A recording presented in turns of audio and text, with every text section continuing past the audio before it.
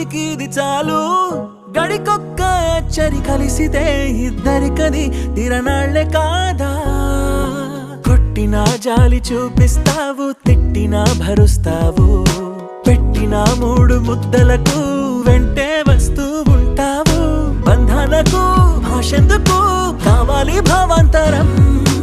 అయినోళ్లతో పోలిస్తే నీదే పెద్ద గుణం ఓ చార్లీ వెళ్ళకు ఎప్పుడు దూరంగా ఉండై నాతోనే ఇలగిలగా వెలుగే వచ్చింది నవ్వుల మెల్లగా